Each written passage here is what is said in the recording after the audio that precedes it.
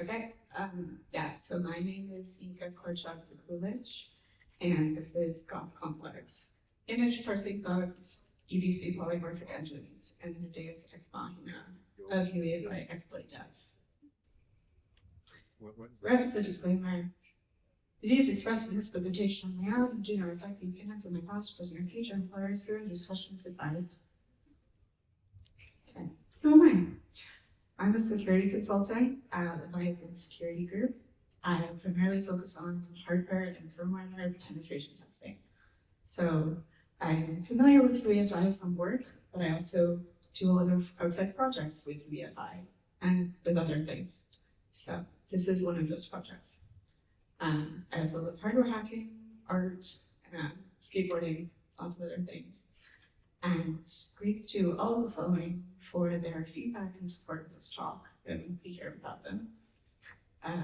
Big thank you to the team at Leviathan, and thank you to Recon for having me. Okay. So the format of this talk. This talk is about GOP complex, which is my newest UEFI exploit and malware project. It leverages the image parsing vulnerabilities of LogoFAIL combined with PCI option round exploits and a little bit of EBC for some extra flair. I'm going to be covering UEFI reverse engineering and exploit development focused on techniques that are creative applications of combining art, creative work, and exploit development and RE. I'm also going to be talking about my approach for working on this project and the state of the project right now. It's ongoing, but I'm excited to share it with you all. So the three components of the GOP complex are the LogoFAIL exploit, the PCI option round exploit, EBC and EBCDM. Just a quick intro, prior work in malware art. Last year at Recon, I presented my Potential Reanimator, which was a MBR bootkit polymorphic art engine. So this is a bootkit that is altering input images of my art on every boot. It was my take on the Michelangelo bootkit of the 90s that I was disappointed by, so I made it mine. And also the images that have been presented in the parties the last couple of days in the easels. If you recognize some of the imagery, those were mine. So, okay, so GOP complex. So the goal of this project was to transform my polymorphic art engine bootkit from MBR to UEFI. I wanted to explore the UEFI ecosystem and find as many different techniques as possible that I could leverage to turn the entire UEFI firmware into a VX factory, into essentially a constantly evolving warehouse art show within the UEFI shop. So in order to do that, I was asking myself questions about how can I turn a bug like the LogoFAIL bugs for image parsers, how can I leverage those to install UEFI apps that continue to generate new versions of my art? And then the question evolved into how can I leverage that bug to transform the entire ecosystem into an art factory? More broadly, some of the other goals with this project were not just to build upon my prior work with the Michelangelo bootkit, or the Michelangelo Reanimator bootkit, rather, but to make the next generation of this body of work and expand my skills in UEFI RE, in exploit development, and different techniques that I hadn't tried before but wanted to learn. So those techniques include things like attack vectors related to peripherals, so PCI option round hacking. I also wanted to apply my knowledge of EBC to ideally create a polymorphic engine leveraging EBCDM. But overall, the main goal of this was turning the UEFI ecosystem into a VX factory. So to set the stage for what is going to be the thesis of this talk, I'm going to start with this John Lennon quote, which is, "I'm thinking about something much more important than bombs. I'm thinking about computers." So lately I've been reading books about early computing history, and I've been thinking about the symbiotic relationship between advancements in military technology and advancements in creative work or scientific discovery. And I think this quote by von Neumann sets the stage really well for that. So the interesting thing about this quote, which many of you probably know or realize, is von Neumann was, of course, a pioneer in both the development of nuclear weapons and the foundations of computing. So he wasn't only thinking about computers or only about bombs. He was thinking about both. And it was this cross-disciplinary dialogue that elevated his work in both, in my opinion. So I've been thinking about the nature of exploit development, how it's a practice that relies on the duality of creation and destruction. So hacking as an art form, but also what is a weird machine? A weird machine could be thought of as the combination of a war machine and a creative machine. From this perspective, a question sort of arose in my mind of how do you elevate a single exploit to building a complex exploit chain and creating a sophisticated POC or piece of malware? Well, this is basically the exploit developer to malware developer pipeline, sponsored by VX, APX. But if you're worried this talk is going to get really corporate, don't worry. I have an antidote. So the antidote to corporate bureaucracy crushing creativity in XDev, malware dev, and VX is this: an artistic or creative practice combined with exploit development form a symbiotic relationship, which results in devastating exploits and incredible art that push the boundaries of both fields. So our thesis here is exploit development plus art is a match made in VX7. These were some of the research questions that I was considering working on this project. What are the essential techniques for UEFI RE and XDev as they relate to LogoFAIL vulnerabilities and to PCI optional exploits? I was also thinking about how does my artistic practice and my creative projects, how do those feed into my work in UEFI RE and exploit development?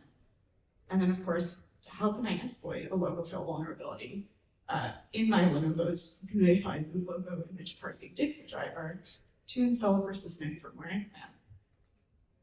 And of course, how can I turn the UEFI ecosystem into a VX factory? So that's what I'm going to be talking about today. This is also a spoiler. I mean, these are some of the complex images. I love them, so here we go. Okay, a very brief introduction to UEFI. I'm not going to be covering everything in UEFI, of course, but we're going to just set the stage a little bit. In the beginning, there was legacy virus, and now we have UEFI and everything's fine. Just kidding. So UEFI is a specification that defines the platform-agnostic implementation for a platform firmware interface. It's essentially a replacement for the interface which was interrupts on legacy BIOS systems.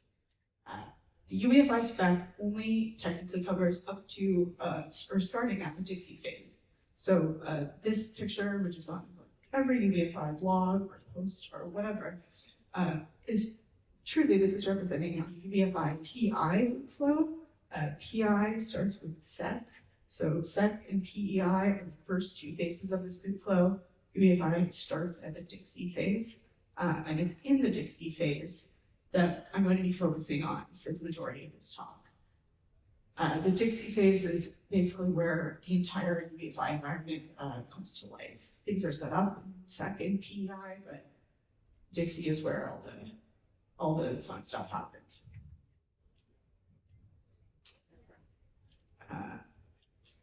This is just in class for this. The UEFI shell is an application that provides a shell interface for interacting with UEFI app. components.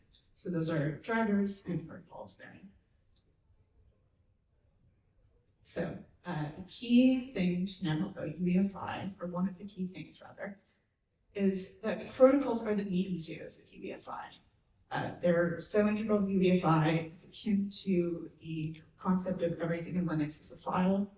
Protocols are an interface that encapsulates data and function pointers for every platform component and every device, like a network or a disk.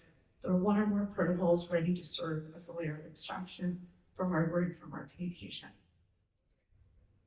This is one example of a protocol. This is loaded image protocol. It's one of the required protocols to implement for the UEFI spec to be a UEFI compliant firmware image. So you can see in this example, we have a number of data numbers, and then there is one function at the bottom, which is upload. Okay. Very brief intro to PCI option ROMs. So a PCI option ROM is code residing on a PCI peripheral device that can be loaded and executed at boot. They're also called expansion ROMs, and the purpose of a PCI option ROM or expansion ROM is to extend or expand the functionality of a platform firmware or BIOS. They exist on things like network cards or graphics cards, and install things like, for graphics cards, the graphics output protocol, extending that type of functionality. So this is the first part of my work on this project, which was UEFI graphics programming. So as I said, this project is part of a larger body of work of malware art that combines VX with my artistic practice. So building on the work from the Michelangelo Reanimator of last year, I wanted to shift to transforming that into a UEFI bootkit, but it was a little overwhelming to start with. But last year, of course, as many of you probably know, and I'll be mentioning and explaining later, the LogoFAIL vulnerabilities were disclosed by that. And that was my catalyst for starting on this project. So I began with working on UEFI graphics programming. These were just toy programs to get familiar with how graphics works in UEFI. The reasoning for this is because I was very familiar with how to do graphics programming for a legacy BIOS using interrupts, which is what I did last year with the Reanimator project. UEFI is completely different with how it does graphics operations and how it manipulates the frame buffer. So GOP, graphics output protocol, is to UEFI as intent functions are to legacy BIOS. They can do, the graphics output protocol has functions that query and set video modes, draw to the frame buffer, and now with bit splitting. So, BMP, the bitmap file format, version 3 is what I primarily worked with, mainly because that was what was used in the EDK2 reference implementations that I was basing my early graphics programming tests on. And it was also a simple enough file format that wasn't too overwhelming. I didn't have to deal with, IDA chunks or different parts of JPEG parsing. So I started with BMP. These are just some example. We have some example protocols in here and some example structs of different components that come into play with this graphics programming UEFI. So my first experiments with this were BMP parsing, and I was working on things like loading and parsing images from disk, and parsing the images, displaying them to the frame buffer, and working with the GOP graphics output protocol. So this was one of the first tests that sort of worked, and then slowly got more and more familiar and more up to speed with everything. That's it. So this became essentially the graphical payload of the second stage of so now we're going to get into the overview of the exploitation.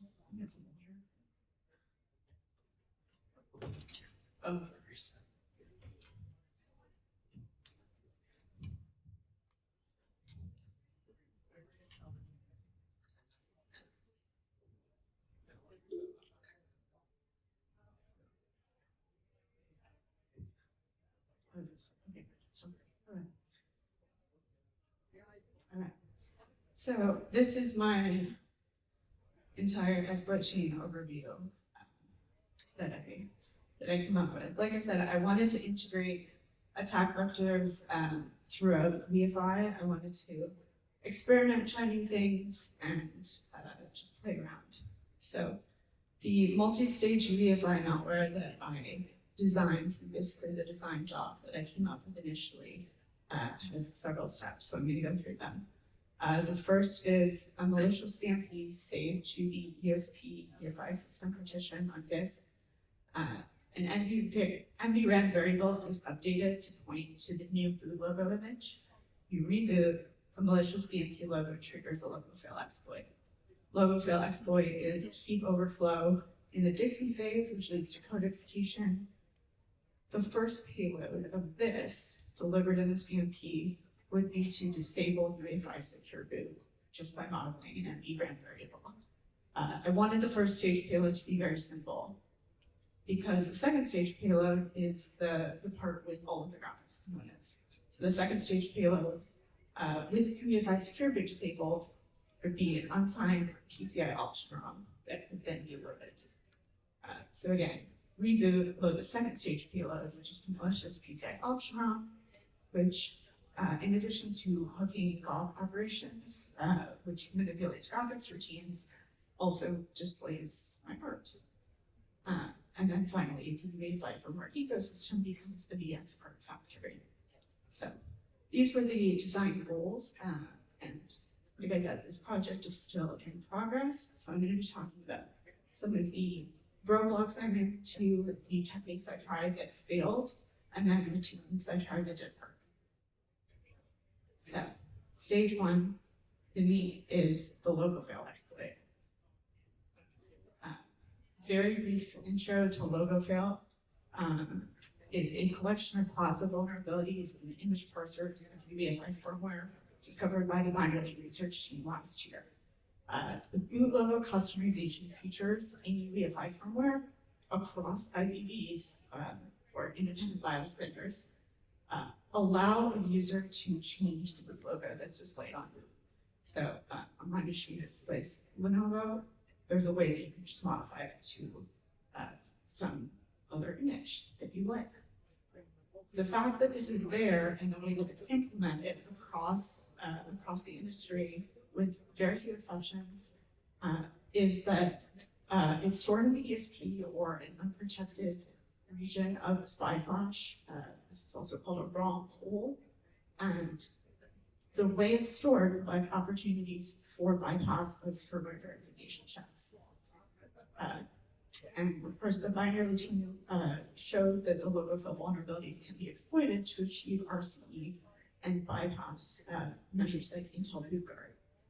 So it also won the hardest to fix parser bug and IEEE security and privacy templates at workshop.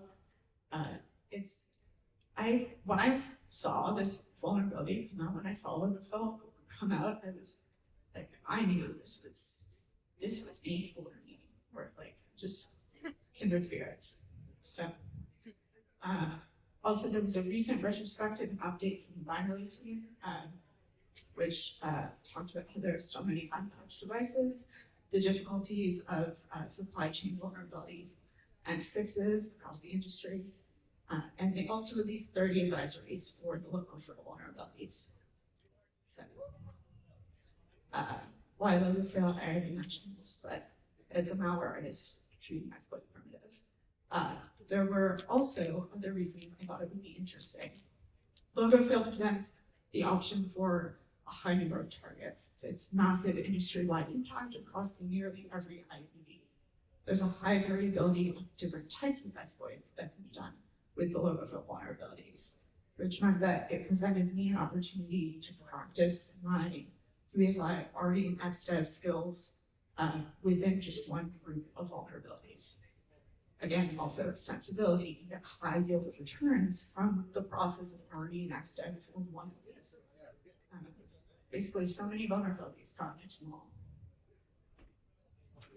So within all of the vulnerabilities of LogoFAIL, I decided to pick one, and it met certain requirements that that aligned with the project and my goals for the project. So I wanted a vulnerability in a BMP image parser because that was the image format that I had the most familiarity with, and a lot of the UEFI graphics programming, or all of the graphics programming I had done, was with BMP files. I also wanted something that led to a heap overflow so I could practice heap exploitation on UEFI, and then I wanted an out-of-band-write code exec so I could use this exploit as the first stage of this exploit chain. The vulnerability that I picked, actually, there's one of these recent advisories that was released, is LogoFAIL 2023-027 from Binary. So the memory corruption vulnerability in a Dixie driver leading to out-of-band-write. So, we go over the exploit dev and RE process for LogoFAIL.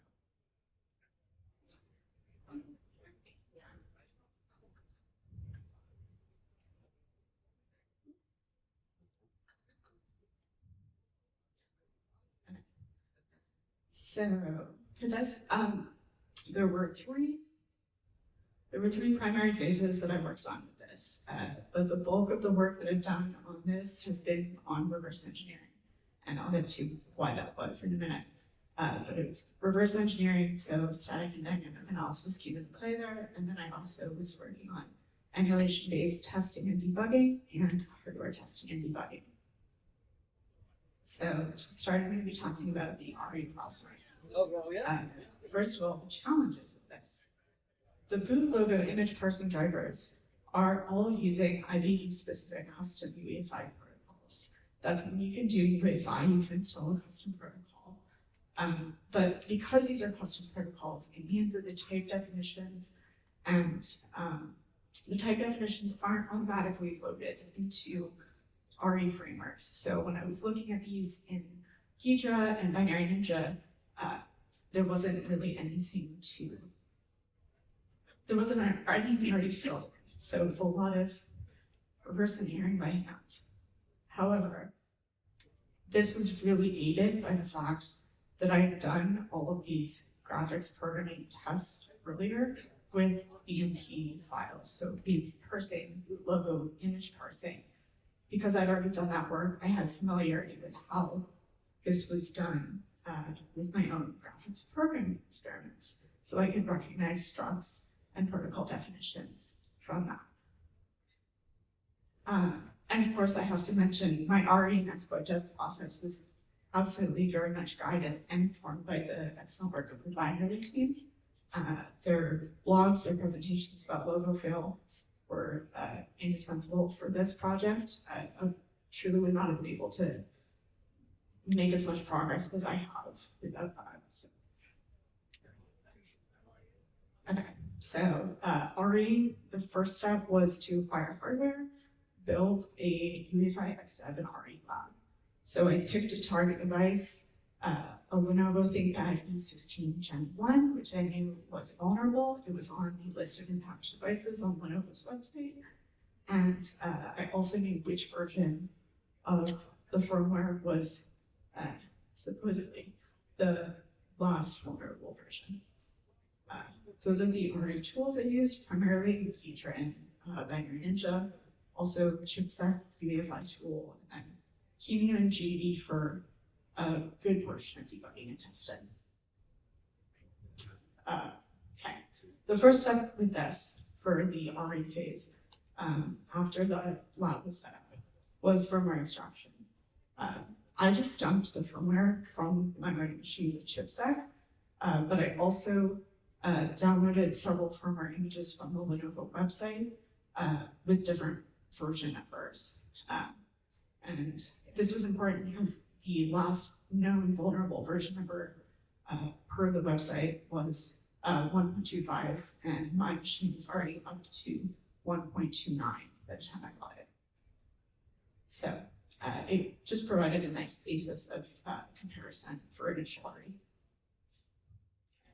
Step 2, with the entire firmware image extracted, I found the vulnerable driver. So for this specific this specific machine, it uses a Phoenix BIOS, or Phoenix UEFI BIOS. So the vulnerable driver impacted by LogoFAIL within that is the system image decoder DIXD. So I opened it in the UEFI tool, I found it, I extracted it. And then the rest of my RE process was focused on this driver specifically. So this was a very difficult RE project. So I'm like very happy that I got it to where it's at. Okay, so I'm going to walk through all of these phases. First, I had to identify the custom boot image parsing protocol GUID and the potential protocol functions. Again, this was aided by the binary research team and their presentations that they released. I knew that the GUID had this value. I identified it in the file. That was like the key starting point. From there, I started looking at the sub-function or the functions of that protocol. So one of those functions is this. It doesn't have a name because it calls the important function. So from this, we moved to see the call sub 554.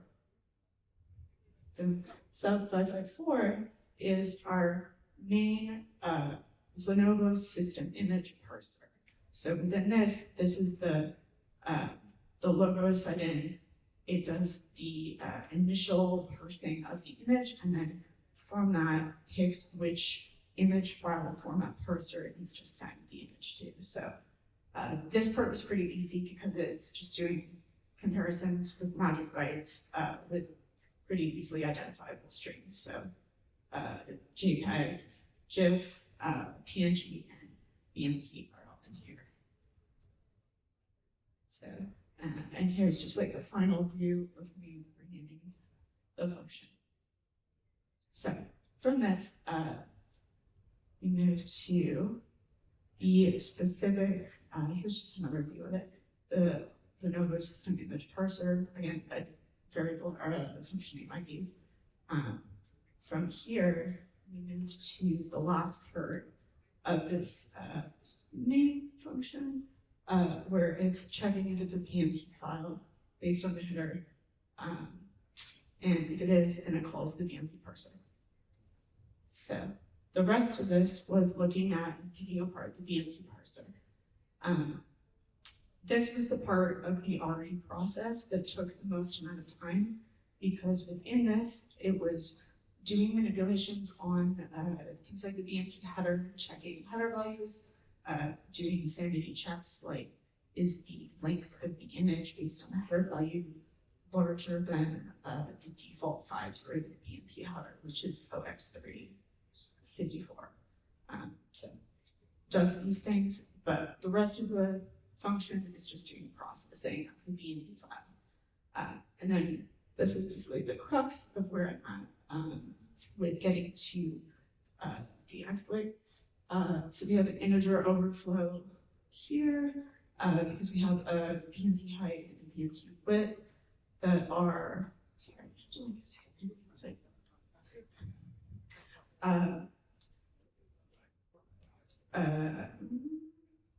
they're both type UN16, and then they're being casted to a UN64.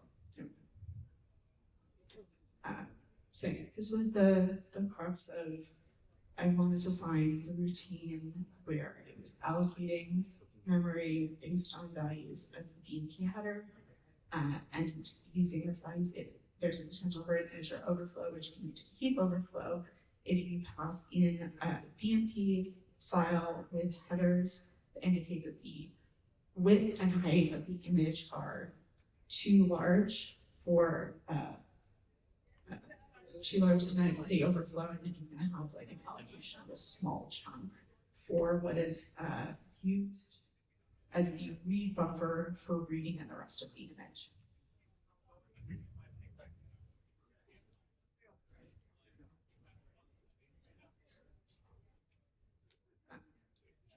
So I mentioned in the title that there's the Deus Ex Machina, Originally, I thought that the deus ex machina of this exploit would be the utilization of features like EBC or the EBC VM. So unused features within a UEFI image that can be leveraged for malicious ends.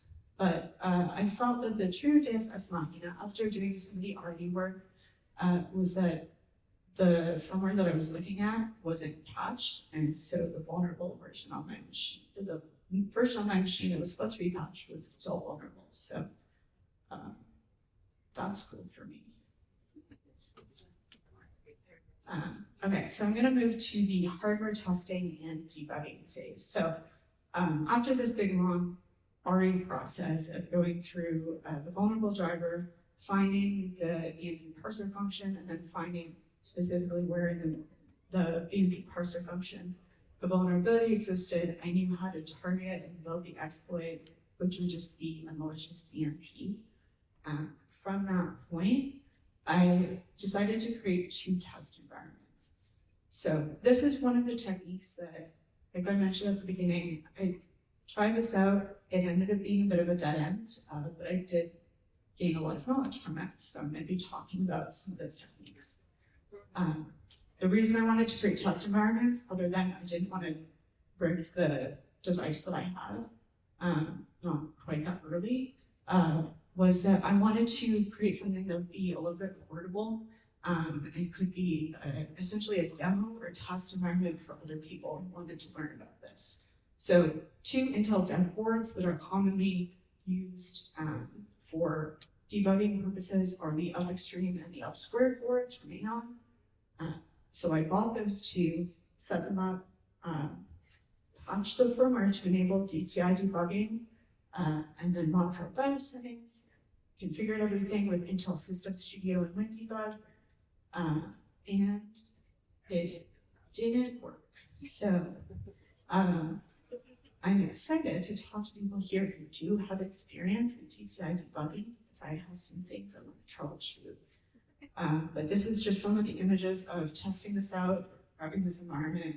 This is the system debugger target indicator, so showing that the DCI connection is made. This is Intel System Studio showing how to debug and create a debug target connection. And then this was hardware testing and debugging once the device was connected to my test computer, so which was the Lenovo, confirming that DCI was detected, and then I couldn't get it to connect past that point. There were different timers. I had to disable some watchdog timers.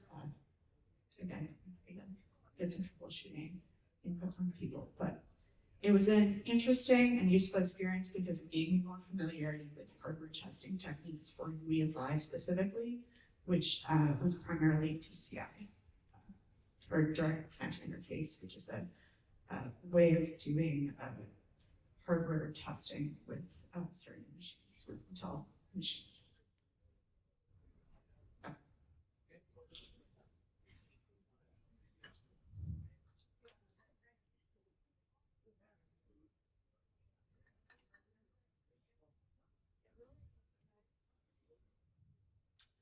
I'm going to move on to stage 2, which is the malicious PCI option run.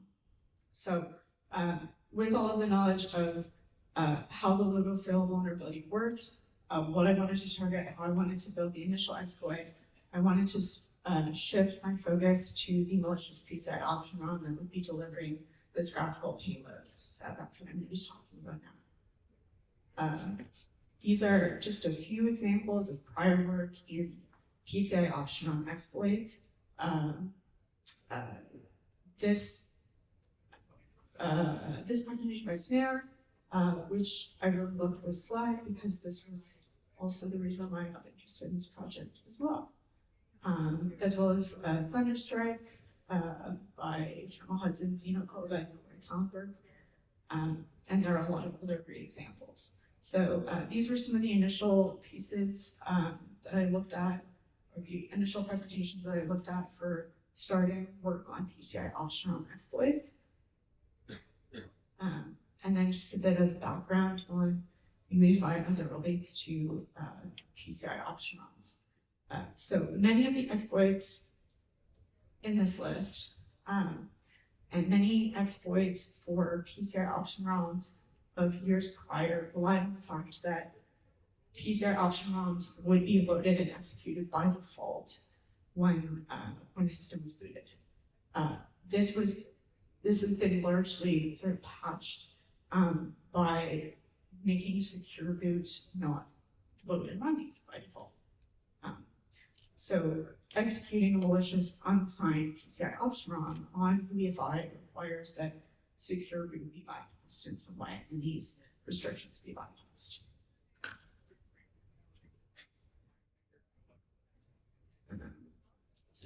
There we go. So in order to do that, the first stage payload had to just do one simple thing, which is disable secure boot. Doing this could be as simple as changing the value of an NVRAM variable to disable it. And then also modifying PCD to allow loading unsigned option ROMs. So moving from the prior work in PCI option ROM exploits, these were the three primary references that I looked at when I was building this stage. So we have a UEFI option ROM bootkit from G-Fujiri x86 and then two other excellent write-ups from Casual Hacking. These were basically the foundation of how do I start writing a malicious PCI option ROM for UEFI. And the gist of it is that I used a template from the UEFI option ROM bootkit write-up from x86 that created a test option ROM, which is an E1000 eNIC, and then using the EFI ROM EDK2 utility to turn a UEFI driver into a valid UEFI PCI option ROM. And then once this was done, I could load and run the PCI option ROM in Keynote emulation and just test it out. The payload of the second stage at this point is essentially just a graphical payload that draws a BMP image of my art to the video frame buffer. It also has minor things right now for altering GOP operations. So this is just me messing with pixel values. The end goal of this is to hook GOP functions and alter output of images drawn to the video frame buffer on the platform firmware module. So, and these next two slides, I'm just going to be showing this example of altering the GOP output. So this is my art drawn to the UEFI video frame buffer. This is the initial one, and then this is with the GOP altering applied. So you can see there's variation in the RGB values that are in. Okay. So stage 3, EBC polymorphic engine. So EBC. Show of hands, does anyone know what EBC is or has heard of EBC before? 1, 6, 2, 3. Wow, okay, amazing. Cool. EBC is this very interesting and arcane intermediate representation in the UEFI spec that lingers even though it's no longer technically a part of the spec. And I thought it was fascinating and thought it would be an excellent way to essentially move this project from a simpler exploit into the realm of polymorphism, because again, one of the goals of this project, similar to the Michelangelo Reanimator bootkit, was to continue to have altered art output. So polymorphism is a natural fit for that. I like polymorphism. And I wanted to leverage EBC VM, so the EFI bytecode virtual machine, in order to do that. But before that, what's EBC? EBC aims to be something of a Tower of Babel. It is a platform agnostic architecture specification for PCI option ROM implementations. It uses natural indexing to adjust the width of its instructions to either 32-bit or 64-bit, depending on the architecture of the host machine. It's an intermediary language like LLVM bytecode, Java bytecode, insert favorite bytecode here, and it's run in the EFI bytecode virtual machine. Just a few details about the architecture overall. The EBC VM uses the general purpose registers R0 to R7 as 2 dedicated registers, an instruction pointer, and a flags register. And again, it uses natural indexing, which uses a natural unit to calculate offsets of data relative to a base address, where natural unit is defined as the size of the void pointer. Okay, so if EBC is so great, then why haven't I heard of it? There was only one compiler specifically designed to target valid EBC binaries, which was the proprietary Intel C compiler for EBC. Formerly, it was available for sale for nearly $1,000, and it is, actually I should cross that, it is very much no longer available, and it was almost impossible trying to find a connection to get a copy of this. So the direction I took with this, because of the feasibility of acquiring this proprietary compiler that's no longer supported, was to use an open source option, which is FAS and EBC.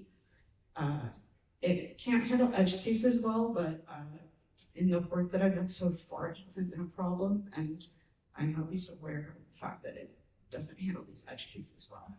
But the important thing is that it does produce valid EBC binaries that can be run in the EFI bytecode virtual machine.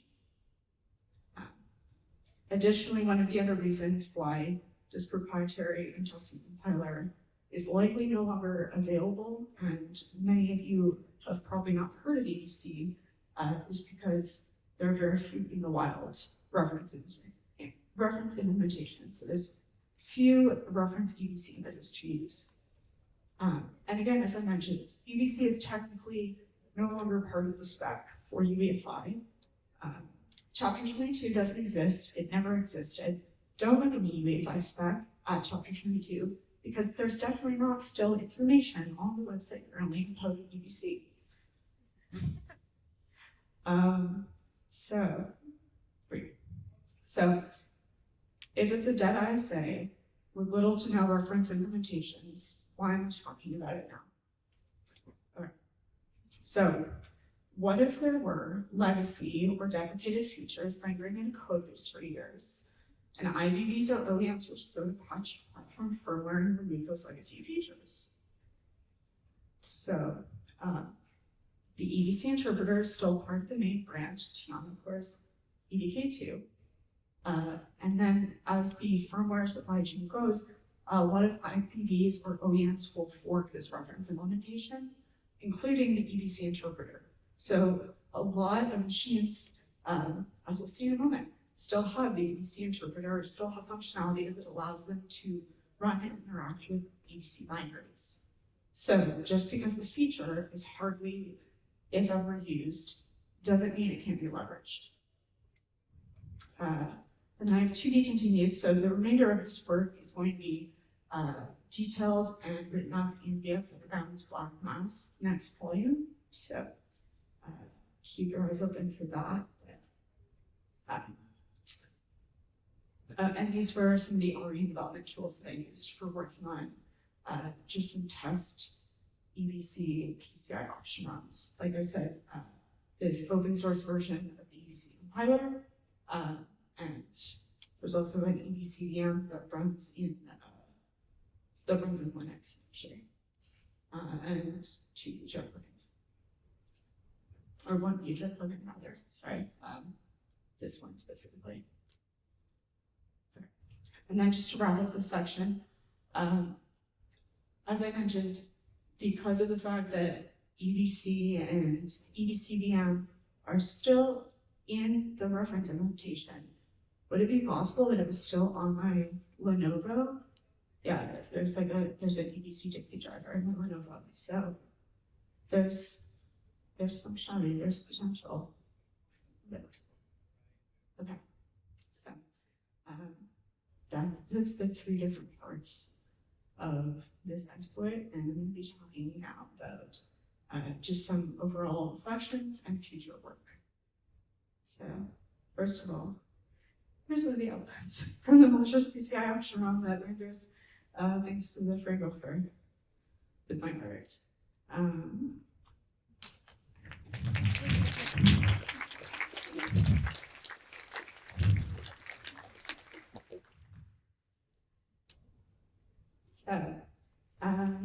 So to wrap up, what did you learn at the Expo today? So, like I said, my work on this project is ongoing. It's been an enormous amount of work, but it's also been very rewarding. I mean, I'm thrilled about the images. So, but some big takeaways for me have been improved UEFI RE and exploit development skills to a very, very large degree. Leveraging knowledge of the BMP file format, the GOP functions, the boot logo image parsing routines that were all integral to me being able to successfully reverse engineer this vulnerable driver. That was something that really elevated my skills in UEFI RE overall. There are aspects of UEFI RE that are very much aided by a lot of the excellent work of developers who are doing things like creating UEFI plugins for things like Binary Ninja and Hydra and EFI Explorer from Minerly for Iron Pro. But of course, for my work, none of the ones that I used were able to do a lot of that heavy lifting. And so this was me being in the weeds, picking apart PMPs. And it was cool to see that pay off. In addition, of course, successfully turned my art into a graphical payload for a malicious PCI option and improved skills in building more complex exploit chains in UEFI and developing UEFI exploits with new attack vectors. Like I said, I wanted to gain familiarity with doing exploits for peripherals and just different components of the entire platform firmware ecosystem. One of the main takeaways from this entire project was that UEFI can be leveraged as an environment for creative expression. VX isn't dead, it's undead. Welcome back. BIOS hacking is back and it's better than ever. Conclusion and some takeaways for anyone who's interested in doing UEFI RE or exploit development. These are a couple of things that I found to be helpful as framing questions or perspectives. I tend to look at UEFI as its own ecosystem that exists between the OS and the onboard firmware. It operates like an intermediary OS in and of itself. And in order to write effective UEFI targeting exploits, we have to understand how to manipulate data structures within UEFI. So if you want to start with UEFI RE and exploit development, I think learning UEFI, writing some sample drivers or applications is an amazing way to start. You could write one for binary golf Grand Prix, because that was what was really the impetus that that led me to start last year when I started in September. So there's lots of cool ways that you can create projects for yourself to learn some of the skills, and then using the foundation of those skills, build bigger projects. And then finally, my artistic practice and creative projects were essential to understanding the code patterns and the structs during the RE process of the vulnerable LogoFAIL driver. So what's next for GOP complex? So like I said, I mentioned a lot of hardware testing and debugging set up using two Intel dev boards. And while I'm still working on having that environment available so that I can release info to people about setting up their own little UEFI testing lab, I have decided to sacrifice the ThinkPad. So I'm going to be testing the LogoFAIL exploit with the modified BMP image and trying different techniques for debugging with that. One of the interesting things in the binary work was that they mentioned they were not able to use TCI debugging. And so I have a couple different techniques that I'm excited to try that aren't reliant on TCI for debugging. Additional things I'm going to be working on next, further developing the malicious PCI option ROM, so translating it to EBC, and also translating some of the translating the PCI option ROM likely to assembly, x86 assembly to start and then to EBC. And I also want to test my theory that I can leverage the EBC VM as a polymorphic engine. And finally, I want to explore new attack vectors for replication and propagation of the virus. So I'm going to be looking at some of the prior work that I mentioned, like the Thunderstrike to talk in terms of starting with propagation techniques. So, and all of that. Thank you all for attending this talk. And I'll take questions now.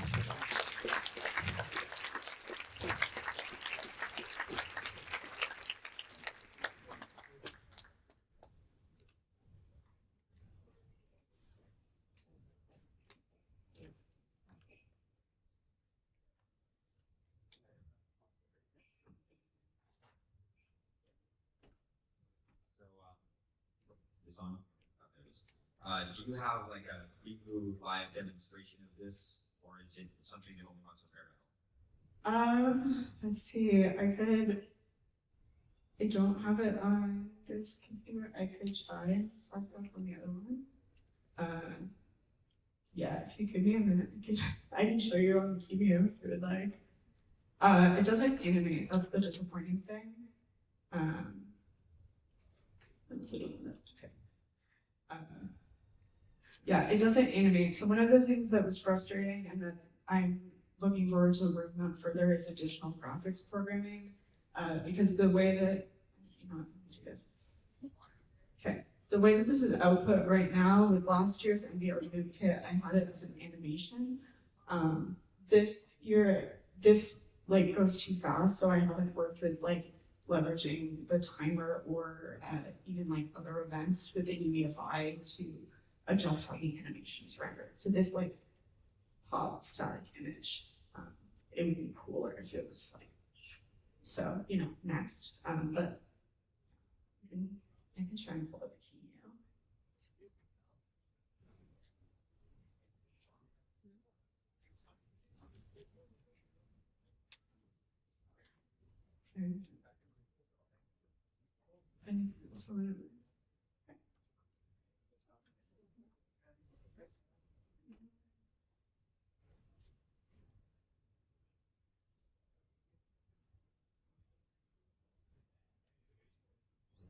Hello.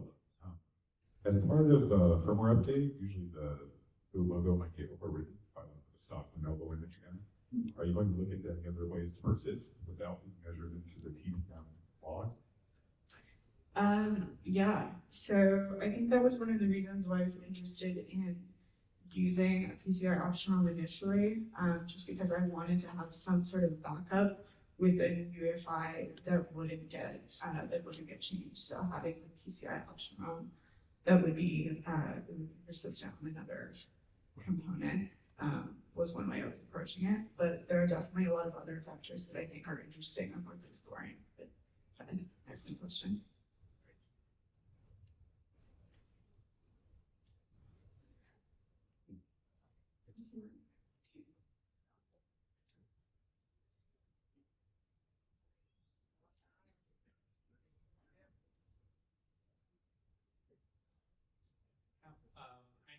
I really love your approach to art at this like weird, strange intersection.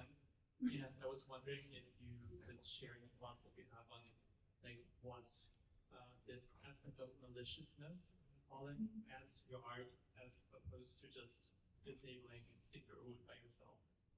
Yeah. Easy route. Yeah, absolutely.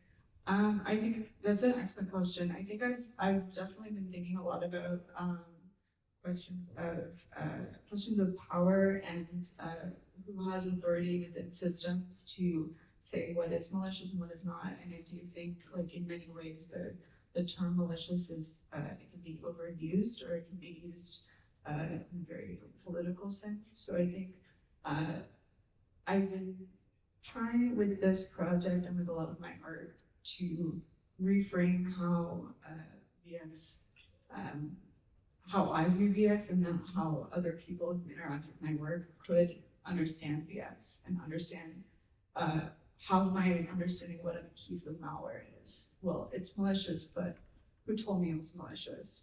To what end is it achieving? Because there are other pieces of software. I mean, like a good example within UEFI specifically is like CompuTrace. But like there are other pieces of software that are designed that I believe are very malicious and are just pushed, you know.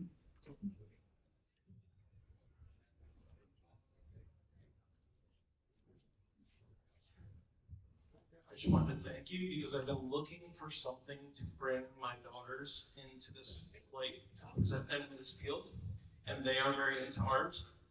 I enjoy art for its art's sake, but I'm good at it. So this is sort of the starting point for me for the happy medium of showing them the computer stuff that interests me, and hopefully bringing them into that via art from this. So I look forward to showing my daughters your talk and then being like, this is the kind of cool thing that people do that aren't me, that have other skill sets in this. So thank you for that. Thank you very much. Let me see if this will. Let me check on the just.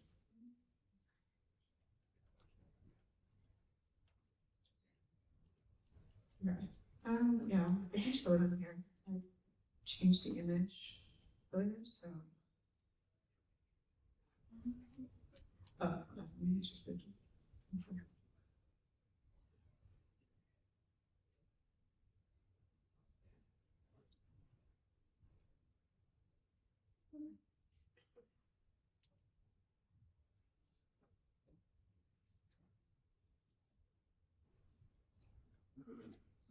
Okay.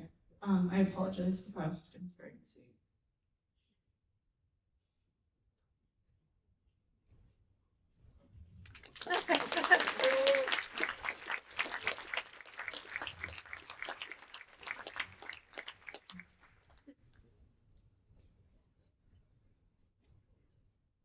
Any more questions?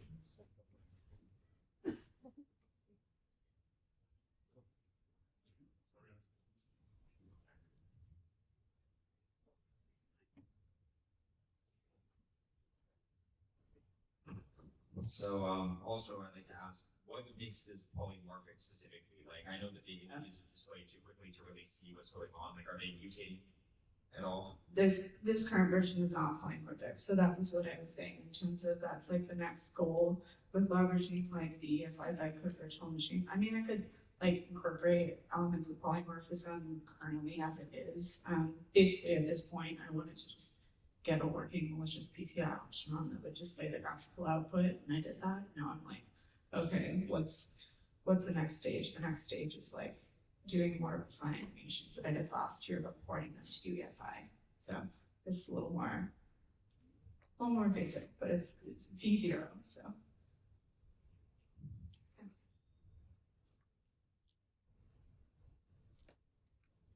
Well, I guess that's it. Thank you for talking.